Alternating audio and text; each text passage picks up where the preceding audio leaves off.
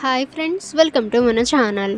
Friends, ఈరోజు వీడియోలో అతిబల చెట్టు గురించి అంటే ఈ మొక్క యొక్క బెనిఫిట్స్ ఈ వీడియోలో మనం చూద్దాము.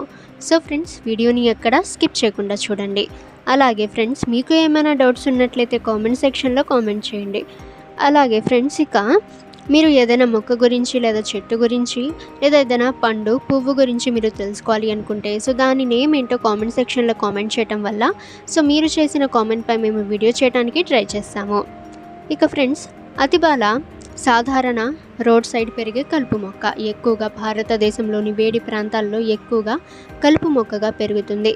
ఆకులు గుండె ఆకారంలో ఉంటాయి. అతిబాల రోడ్ సైడ్ కలుపు మొక్కగా పెరుగుతుంది. ఇక ఫ్రెండ్స్, ఆకులు గుండె ఆకారంలో పసుపు పూలతో ఎత్తుగా ఉంటుంది. మాల్వేసి కుటుంబానికి చెందిన ఔషధ మొక్కను సాంప్రదాయ వైద్య విధానంలో ఉపయోగిస్తారు. ఈ మొక్కలు వేర్లు, ఆకులు, పువ్వులు, బెరడు, విత్తనాలు, కాండం వంటి వివిధ భాగాలు అన్నీ ఉపయోగించబడతాయి.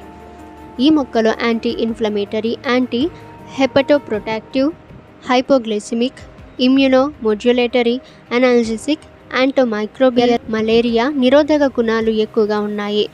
ఈ అతిబాలను కొన్ని ప్రాంతాల్లో దువ్వెన బెండ, తుత్తూరు బెండ, దువ్వెన కాయలు అని కూడా అంటారు. ఇక ఫ్రెండ్స్, ఈ మొక్క యొక్క బెనిఫిట్స్ అయితే ఇప్పుడు మనం చూద్దాము. జ్వరంతో బాధపడేవారు అతిబల ఆకులను నీటిలో నానబెట్టి వడపోసి అందులో కొద్దిగా కండ చక్కెర కలిపి కొద్దిగా ఉపశమనం అయితే వాళ్ళకి లభిస్తుంది. ఇదే నీరు 3 పూటల తాగితే మూత్రంలో మంట, చురుకు, మూత్రాశయం వాపు, దీర్ఘకాలిక దగ్గు నుంచి ఉపశమనం లభిస్తుంది. ఈ ఆకులను ముద్దగా చేసి పిచ్చి కుక్క కరిచిన చోట గట్టిగా కట్టడం వలన విషానికి విరుగుడుగా పనిచేస్తుంది.